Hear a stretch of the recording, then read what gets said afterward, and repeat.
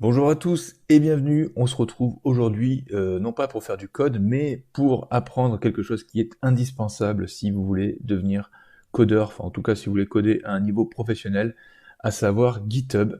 Pourquoi GitHub est indispensable? Vous avez sûrement déjà entendu parler, mais sachez que GitHub est indispensable car il permet de versionner notre travail, d'en faire plusieurs sauvegardes, en quelque sorte. Une version, c'est une sauvegarde.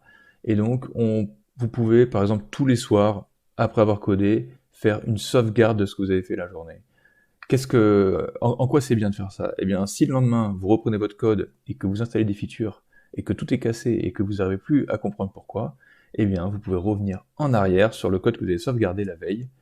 Vous pouvez également partager votre travail avec le monde entier. Moi, c'est ce que je fais en permanence avec mes vidéos, c'est-à-dire que tous les codes sources que je propose, je les mets sur GitHub, et donc comme ça, n'importe qui y a accès, il peut même les faire évoluer comme il veut. Et puis, autre gros point fort de GitHub, c'est aussi que si jamais on vous vole votre ordi, ou qu'il explose, ou qu'il brûle, ou que sais-je, si vous le perdez, tout simplement, eh bien, sachez que GitHub, tout simplement, garde votre travail. C'est sur Internet, c'est sur le cloud, et puis vous y avez accès quand vous voulez. C'est-à-dire qu'en fait, vous n'avez même plus besoin d'avoir vraiment tout votre travail ou tout ce que vous avez codé dans votre vie sur votre ordi. Vous pouvez juste l'avoir sur GitHub et le récupérer quand vous voulez. Et donc voilà, c'est vraiment, cette vidéo va être une intro à GitHub. Je vais vous montrer un petit peu toutes les choses que j'ai expliquées et vous allez voir que c'est vraiment bien. Donc on passe sans plus attendre à l'installation.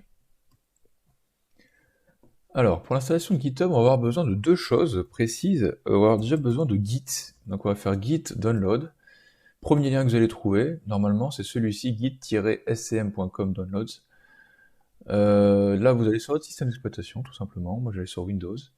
Et voilà, ça va nous le télécharger, normalement assez instantanément. Ok, on peut ouvrir. Donc là, moi, je vais directement, j'appuie sur Next, Next, Next sur tout. Si jamais vous voulez faire une installation plus précise, je vous invite à regarder ce qu'il y a, mais bon, moi, je me suis pas trop intéressé à tout ça. Je sais que ça marche très bien si on fait Next à chaque fois.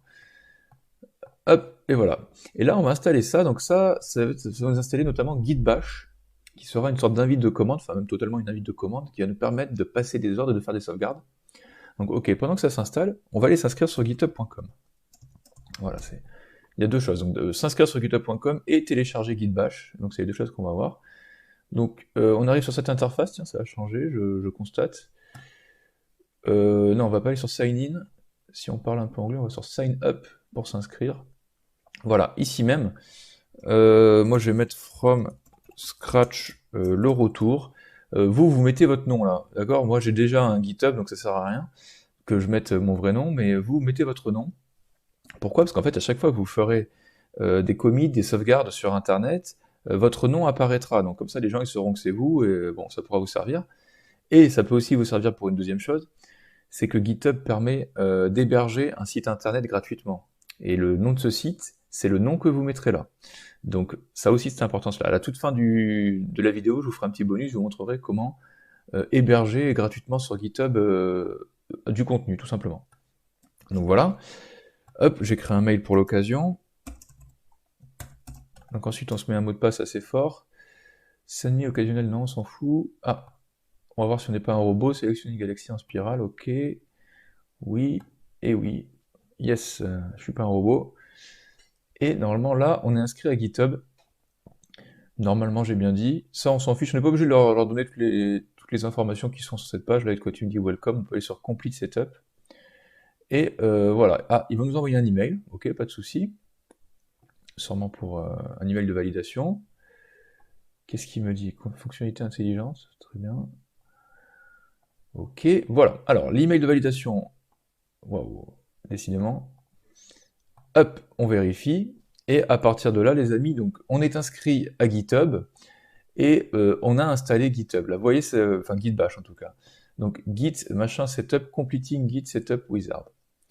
On peut même lui dire launch Git Bash. Donc la view release note, moi je décoche et je vais lui dire launch Git Bash.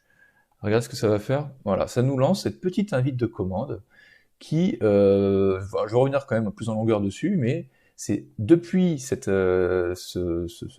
petit programme que nous allons passer toutes nos sauvegardes et que nous allons un peu gérer toutes les versions, tout le versionning de notre application.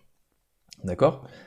Donc ça c'est dit, je vais quand même revenir sur github.com, parce que la console, on va revenir plus longuement après, mais l'interface de github.com pour l'instant elle est comme ça.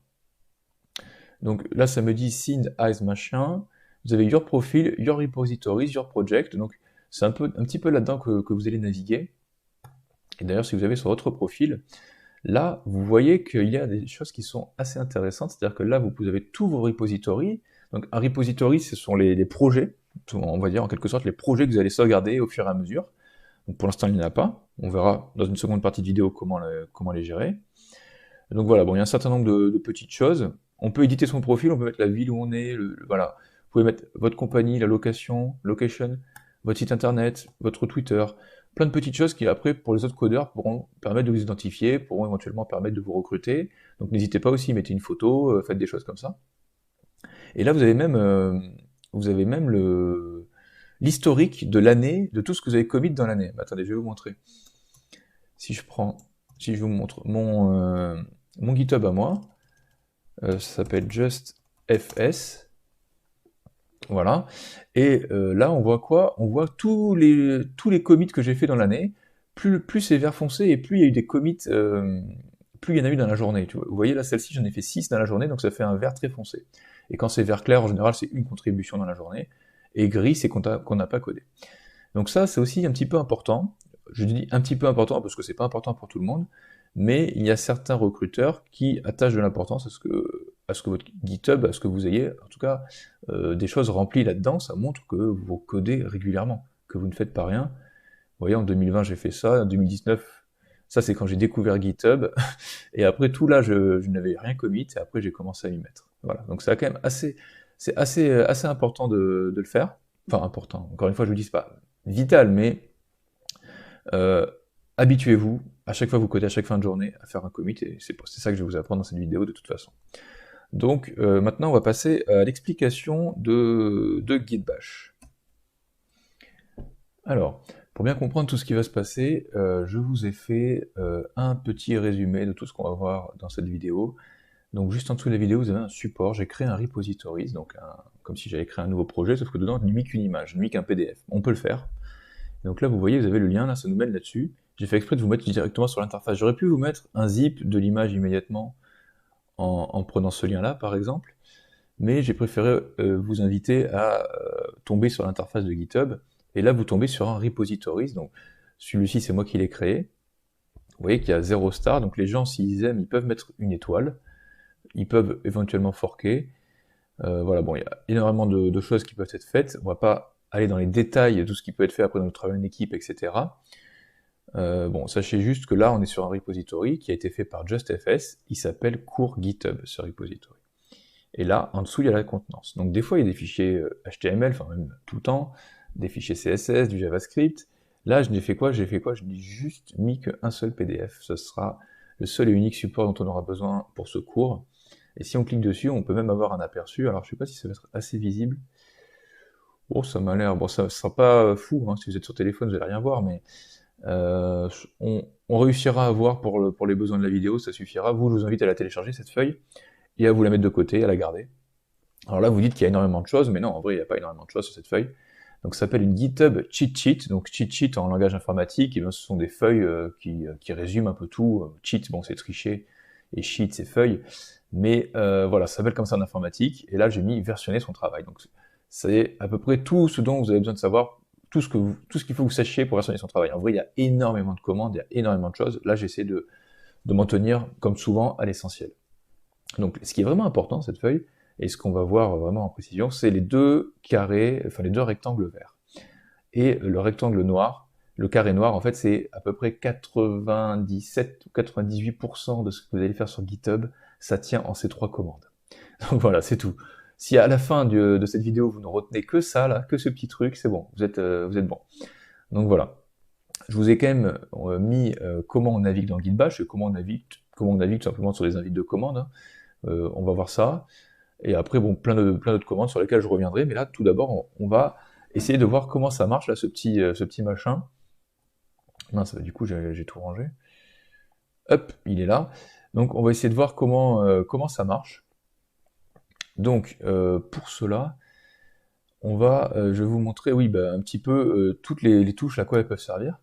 Donc par exemple, PWD, ça sert à nous dire sur quel chemin on est. Donc là, moi, je suis sur mon disque dur C, users, et après, ça, c'est mon nom d'utilisateur, tout simplement.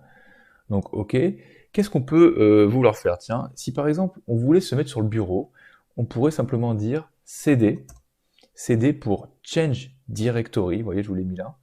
Et après, on dit où est-ce qu'on veut aller. Et si on dit CD Desktop, ça nous met sur le bureau. Et là, vous voyez, on était comme ça, et maintenant on est sur Desktop. Donc à partir de maintenant, toutes les manipulations qu'on va faire, ça va ajouter des choses sur le bureau, si jamais on en ajoute. Si par exemple on veut se créer un dossier, on va créer dossier make directory, c'est mkdir, make directory, c'est l'abréviation en quelque sorte. Donc on dit mkdir, et ensuite on peut se l'appeler, tiens, GitHub. On fait entrer, et regardez là, qu'est-ce qui vient de se créer? Un dossier qui s'appelle GitHub. Donc bon, ça peut être utile si vous voulez vous amuser à créer des dossiers comme ça, c'est rapide aussi. Maintenant, on n'a qu'à aller dans ce dossier, on n'a qu'à dire comment on ferait pour aller dans ce dossier. Eh bien, toujours CD, c'est comme ça qu'on se balade, on dit CD GitHub. Et là, vous voyez, on est dans Desktop, et là, on est dans le dossier GitHub. Qu'est-ce qu'il y a dans le dossier GitHub? Pour l'instant, il n'y a rien. Si on veut vérifier, on fait ls. ls, c'est pour liste. Donc ça nous liste en quelque sorte ce qui est dans le dossier. Là, vous voyez qu'il n'y a rien. Tiens, et si jamais on voulait s'amuser à ce qu'il y ait quelque chose, on pourrait créer un dossier. Pour créer un dossier, on fait touch, et on va mettre par exemple test.txt. Ok, donc là on vient de se créer un fichier txt. Hop, il est là. On vient de se créer un fichier text.txt. On peut écrire quelque chose à l'intérieur ou pas, bon, on s'en fiche un peu. Donc voilà, depuis là, vous pouvez même créer l'index.html, vous pouvez créer tout ce que vous voulez. Hein. Si vous voulez vraiment démarrer un projet un petit peu comme un hacker, en faisant tout à la console, c'est possible.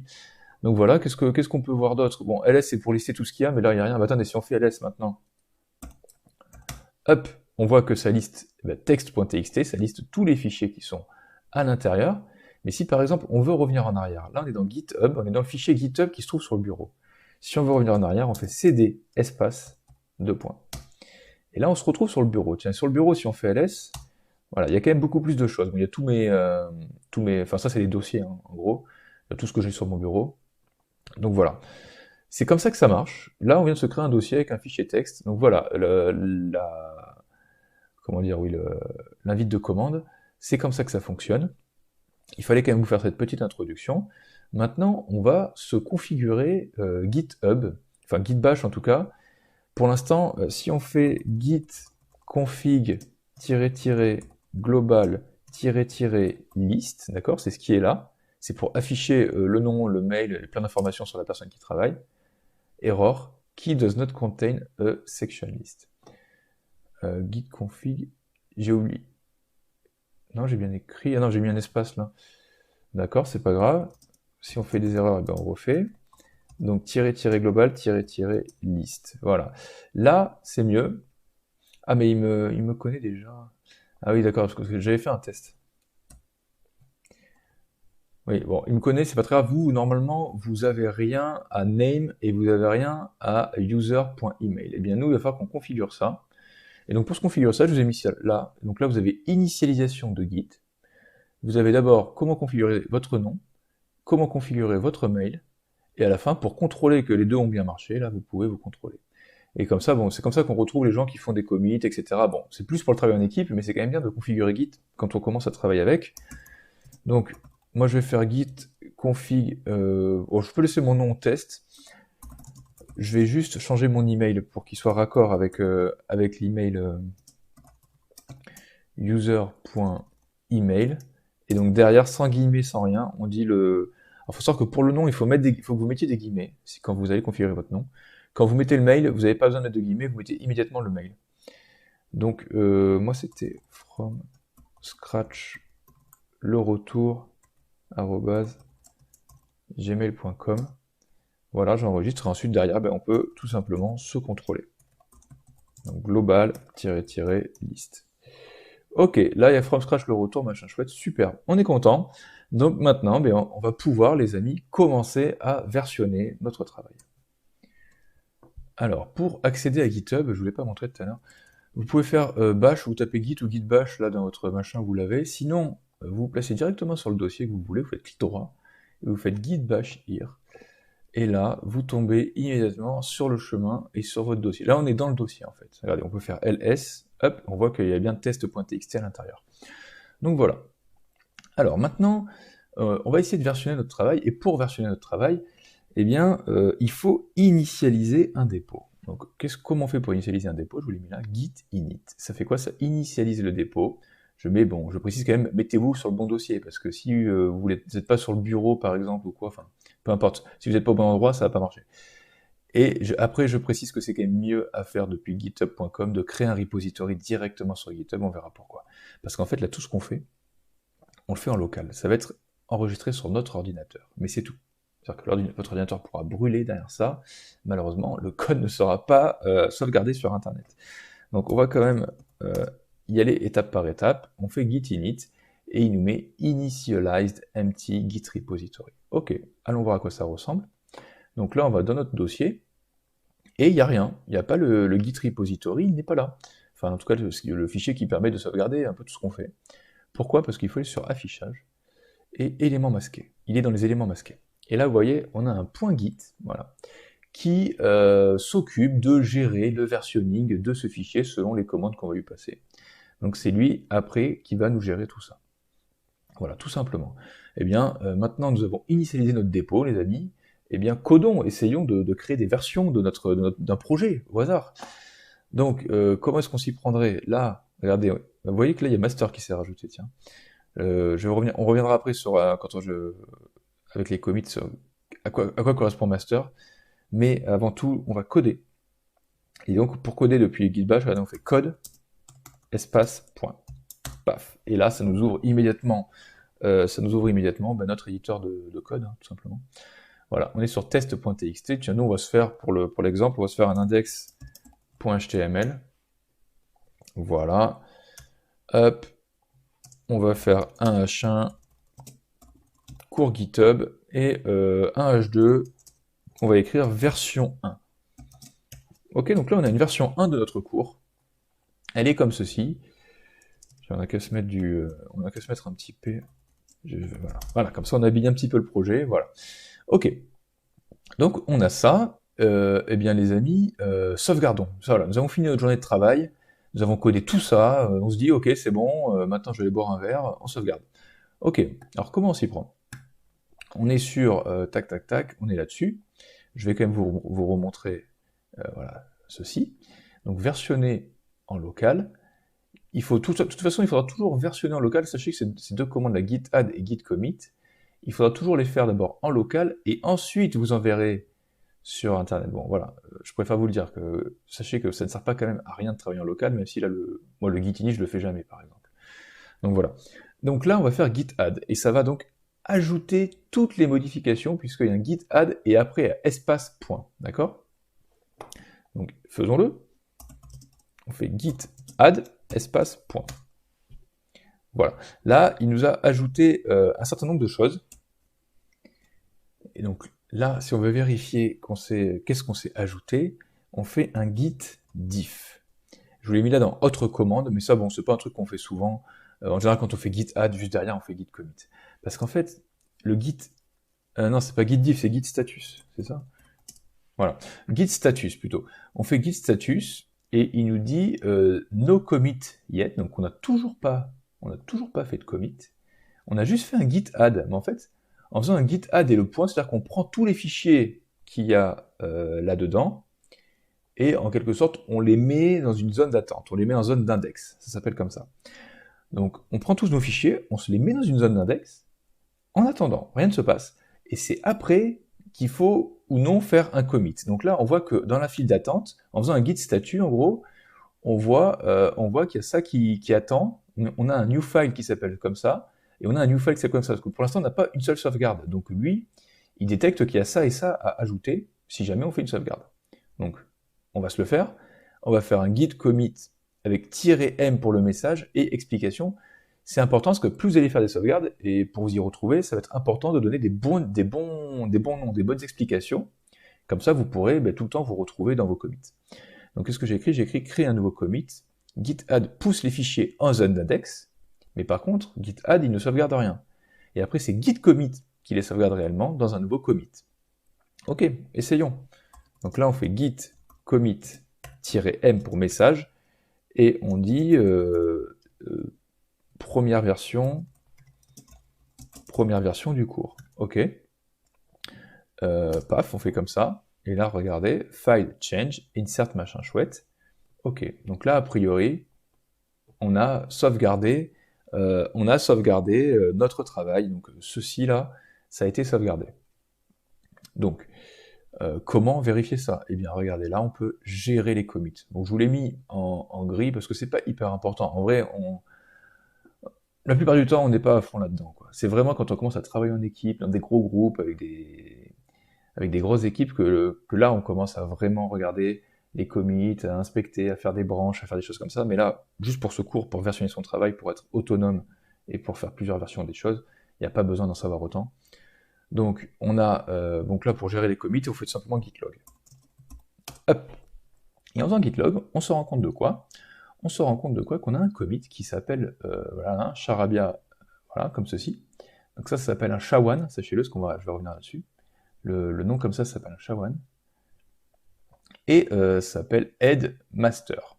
D'accord? Et il y a écrit quoi là? C'est très important. Première version du cours. Donc on sait très bien que si jamais un jour on veut revenir à la première version du cours, eh bien on se récupère ce commit, tout simplement.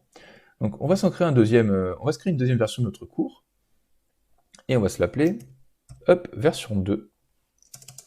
On va rajouter un P, on va faire un lorem 400, parce que là on est très inspiré, voilà, paf. Ok. Voilà, deuxième version de notre cours.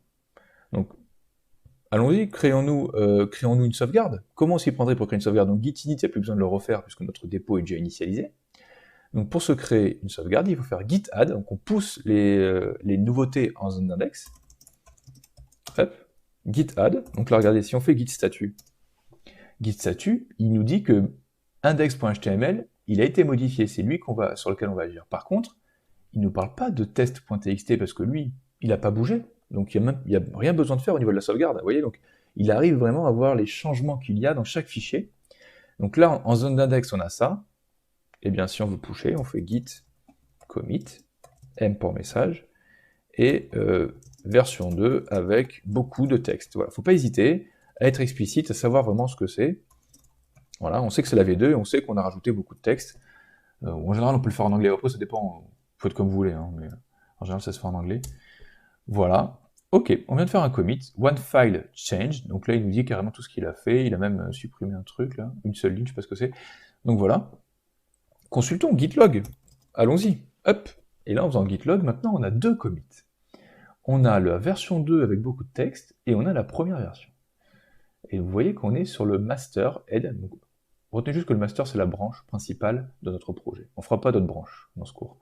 Donc retenez juste que le master est notre branche principale, et qu'on est là-dessus. Head, ça veut dire qu'on est là. On est sur cette zone-là. On est toujours au plus récent, en quelque sorte. Donc, on peut faire quoi? On peut faire git log -n2 pour seulement afficher les deux derniers commits. Ça, c'est quand vous en avez beaucoup, vous en fichez de tout afficher. Vous mettez juste les deux derniers, voilà, si vous voulez juste revenir au précédent, comme ça c'est plus facile.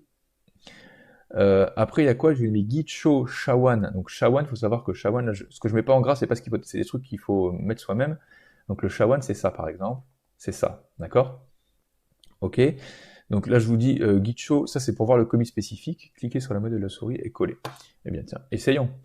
Admettons qu'on veuille voir la première version du commit. Donc on se récupère ça, on fait clic droit, copie, on se met là, et on fait git show, donc montre-nous, et là, donc vous avez bien vu que j'ai fait clic droit pour copier, et là il faut faire molette de la souris, il faut appuyer sur la molette de la souris, c'est comme ça qu'on fait, paf, ok. Et là, il nous montre notre document, il nous montre tout ce qu'il y a à l'intérieur, première version du cours, bon ok. Ça permet de voir un petit peu tout ce qu'il y a à l'intérieur, mais c'est quand même pas super pratique. Si vous voulez regarder votre fichier, c'est quand même plus pratique de le regarder ici, votre fichier. D'accord?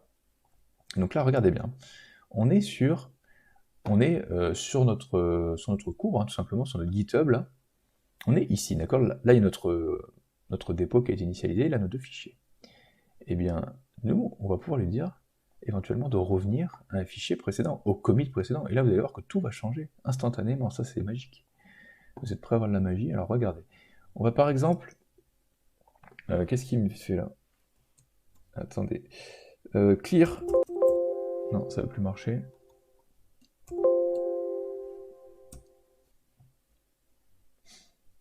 Ah bah ok. Ouais, il y avait une erreur. Bon, c'est pas très important. De toute façon, ça vous ferait jamais le guide show là. Bon, c'est vrai que ça permet de voir ce qu'il y a à l'intérieur. Je voulais vous montrer, mais bon, de toute façon, c'est pas comme ça qu'on fait. Toujours est-il que nous, là, on va vouloir revenir à la version précédente. Eh bien, si on se met sur Git checkout et qu'on dit le SHA-1 sur lequel on veut revenir, eh bien, ça nous remet à la version, tout simplement. Donc on fait... Ça marche? C'est bon, ça marche. Donc on fait git checkout. Ah oui, faut récupérer la version quand même qu'on avait dit. C'était celle-là, mais je crois que j'ai déjà dans mon presse-papier.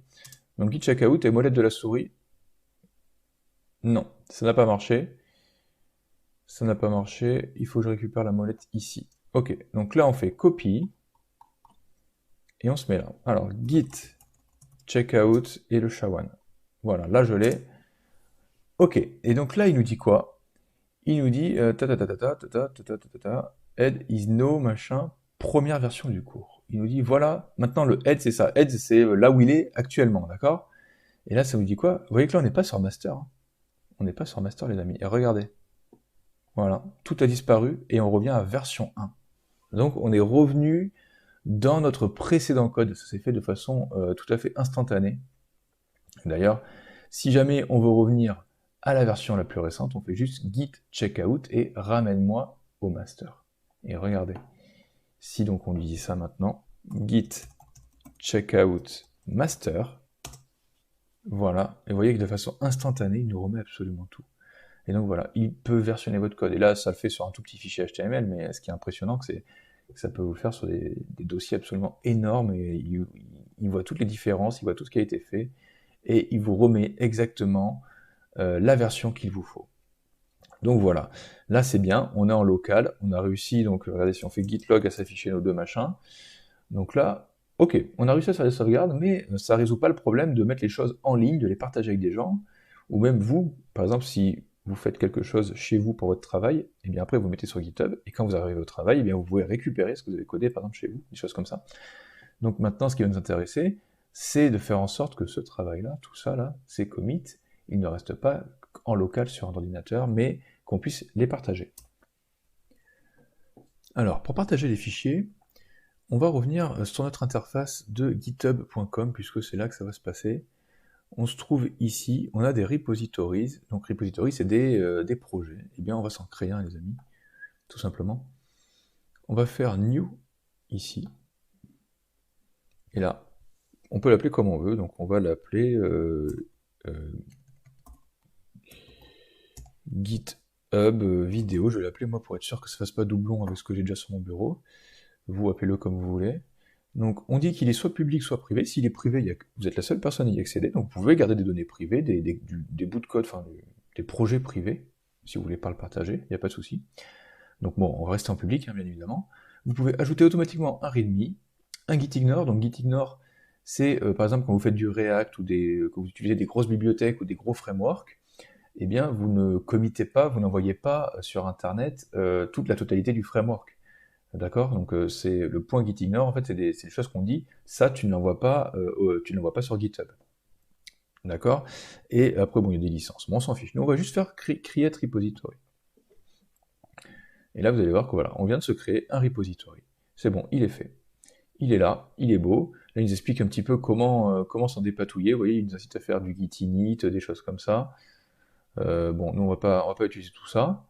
Il nous dit juste quick setup if you've done with this kind of thing before. C'est-à-dire que si vous connaissez déjà, voilà, on vous donne ce lien et vous savez quoi faire avec. Donc nous, on sait quoi faire avec. Juste un petit truc, si jamais vous voulez supprimer des repositories, bon tout ça, ça peut être utile, mais après je vous invite à vous promener dedans et tout ça. On va pas faire une vidéo non plus trop longue. Juste si vous voulez supprimer votre repository, ça se passe ici, c'est dans Settings. Vous allez tout en bas. Et là, il y a Delete Repository. Voilà. Et après, il vous demande de taper tout ça pour valider que vous voulez bien le supprimer. Voilà. Donc nous, bon, on ne veut pas le supprimer. Par contre, on nous donne un lien là, c'est quand même sympa. Comment est-ce qu'on pourrait l'exploiter ce lien? Regardez, on va faire CTRL-C, d'ailleurs on peut même le prendre là directement, je crois, pour le copier. Et donc là, on vient de prendre le lien du repository. Ok. Comment on pourrait exploiter ça, nous, de l'autre côté? Qu'est-ce que je vous avais écrit? On a là, versionné sur un dépôt distant, on peut faire un git clone. Si on fait un git clone plus lien github.com, donc là, vous voyez, je ne l'ai pas mis en gras, c'est-à-dire que c'est un truc qu'il faut rajouter, c'est pour récupérer le travail depuis un dépôt distant. Donc là, on va récupérer rien du tout, effectivement. Mais on pourrait imaginer qu'il y a des choses, et vous pourrez aussi, avec ce lien, récupérer des choses. Mais bon, vous allez voir, on va aller un petit peu plus loin. Donc, allez, admettons qu'on se mette là. On va faire git bash. On va fermer celui-là. On va faire git bash here. D'accord? Donc là, on est bien sur le desktop. Et bien, nous, on va vouloir cloner le repository qu'on a sur github.com. Et donc, on fait git clone et molette de la souris pour copier le presse-papier. Bien sûr, je ne sais pas pourquoi j'ai desktop dans le presse-papier. Très bonne question. Donc du coup, hop, on se reprend ça. Et molette de la souris, voilà. Et là, il nous dit cloning et machin, et regardez, il nous l'a cloné. Il est là, GitHub vidéo. Qu'est-ce qu'il contient quoi? Il contient que notre git init. En quelque sorte, là, c'est comme si le git init il était déjà fait. Et donc là, toutes nos sauvegardes sont gérées. Mais par contre, ce petit git là, non seulement il va gérer vos sauvegardes, mais en plus, il est relié par Internet à ce fichier-là, à ici, la github-vidéo. Donc là, il y a votre nom, et là, il y a votre projet, et vous y aurez tout le temps accès. Donc là, pour l'instant, il est vide, le projet, d'accord? C'est pour ça que c'est affiché comme ça. Vous allez voir que dès qu'on va commencer à mettre des choses à l'intérieur, ça va s'animer un peu. Et donc, là, ils mettent You appear to have cloned an empty repository. Donc vous avez copié un repository qui était vide. Oui, bon, c'est pas très grave, hein, on va pas se vexer, sachant que nous, ce qui nous intéresse là, c'est d'avoir ce petit git. Et donc là, regardez, si on prend ce qu'on a codé nous de notre côté en local, on n'a qu'à juste se le prendre comme ça et se le mettre ici. D'accord? Ça, on l'a fait en local, on s'en fout, on n'a qu'à le dégager. Ah oui, mince, je suis dessus avec ça là. Hop, voilà, ça dégage. Donc là, ce qui nous intéresse, c'est ce fichier-là. Donc on vient de lui passer index et test. Eh bien, faisons une sauvegarde maintenant, d'abord en local et ensuite sur Internet. Donc comment est-ce qu'on fait ça? Eh bien, en fait, tout est là. On fait un git add, on fait un git commit. À partir de là, le travail, il est sauvegardé sur notre machine. Et pour l'envoyer finalement vers Internet, vers le lien que je vous ai montré, on fait git push-u origin master. Ok, let's go. Alors, git add. Hop, on s'ajoute les choses. Notre git repository. Ah oui, je suis sur desktop. Voilà, là il faut suivre aussi. Donc on fait cd et on va dire GitHub. Et là, si je fais GitHub et tabulation, voilà, ça me met directement sur vidéo. Donc vous voyez qu'on peut aller plus vite aussi dans la console. Ok, là on est bien sur le master, on est bien sur un Git repository, d'accord?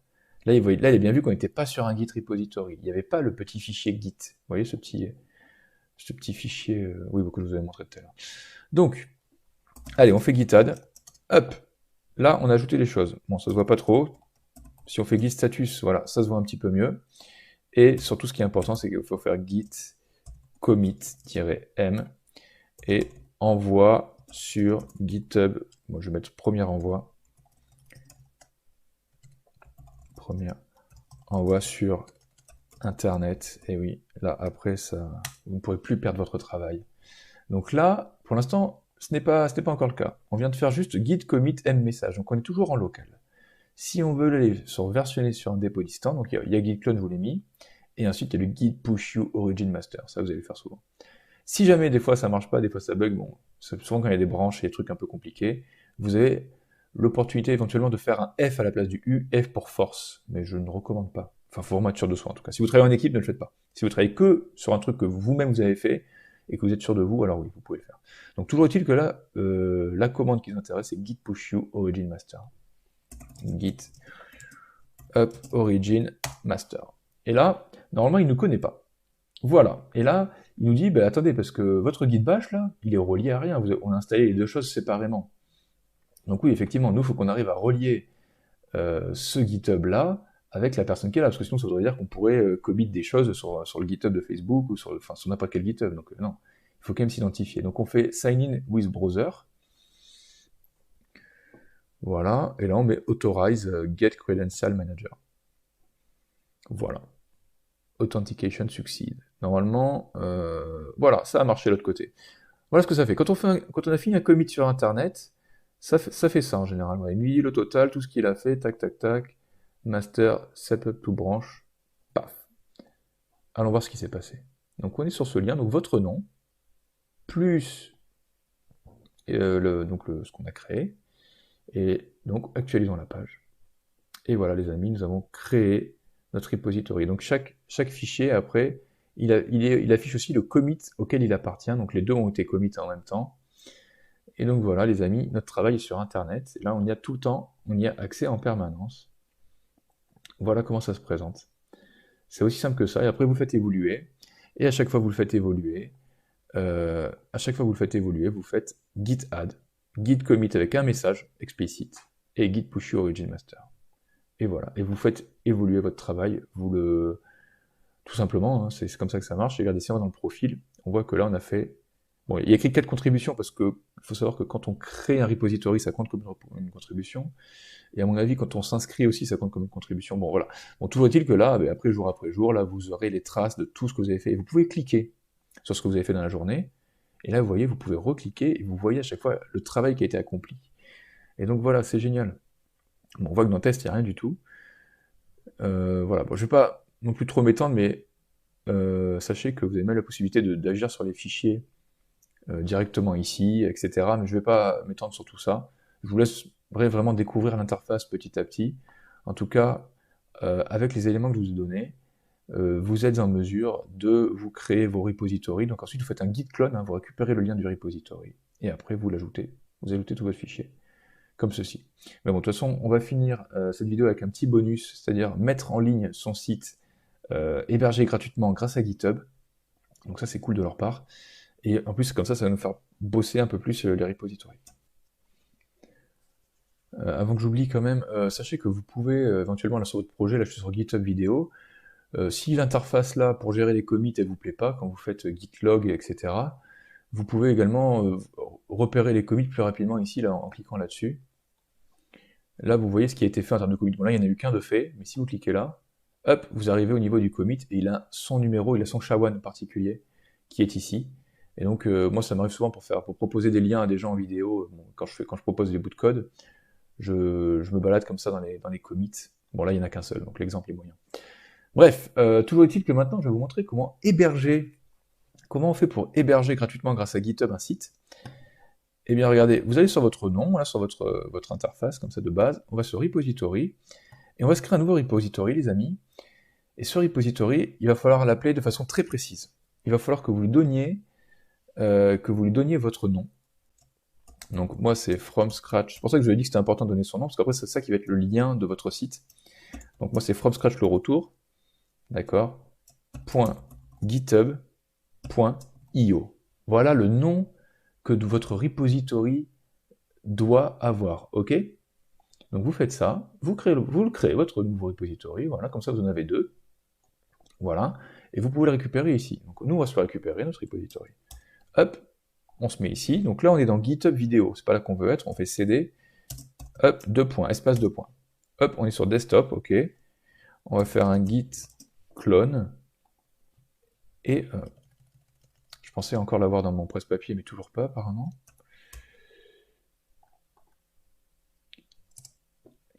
Voilà, et là, on a cloné ceci.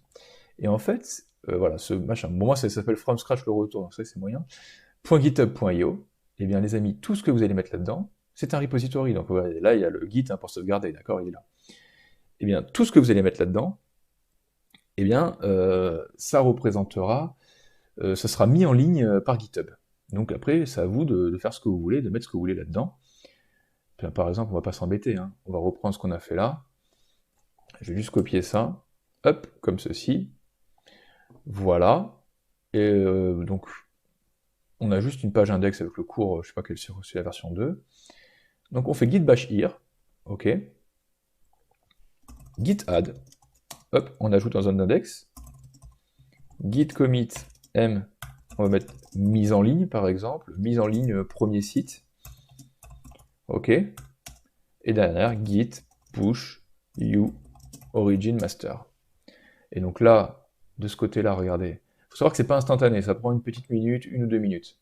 Donc là, ok, de ce côté-là, on a bien pushé le contenu de cet HTML, vous voyez qu'on peut y avoir accès parfaitement. Donc je vous ai dit que ça prend une ou deux minutes à faire. Donc juste en attendant, avant que j'oublie, sachez que vous pouvez par exemple vous balader avec le Git là, vous pouvez lui faire un copier-coller partout, enfin ou un couper-coller. Par exemple, si ce Git là, il représente cette sauvegarde là, il représente notre repository qui s'appelle qui s'appelle GitHub vidéo, d'accord? Et bien lui là, si vous faites CTRL X et que par exemple vous le mettez ici, par exemple ça, on va supprimer celui-là, hop, et bien ça veut dire qu'après, quand vous allez pusher, et bien vous pusherez immédiatement sur le GitHub vidéo, d'accord? Donc vous pouvez après, bon, ça c'est un truc quand vous serez peut-être plus à l'aise, mais vous pouvez vous amuser à vous balader avec la sauvegarde de dossier en dossier. Si vous n'avez pas compris, n'allez pas plus loin, c'est pas très grave, d'accord? Donc voilà, allons voir si notre site a marché, je ne sais pas si j'ai assez meublé, je pense pas à mon avis. Donc, comment est-ce qu'il s'appelle notre site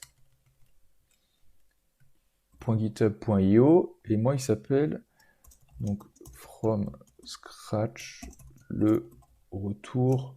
D'ailleurs il n'y a pas de majuscule il me semble. Et voilà les amis, nous sommes en ligne. Non, il n'y a pas de majuscule dans les liens, hein. Je ne sais pas pourquoi j'ai fait ça.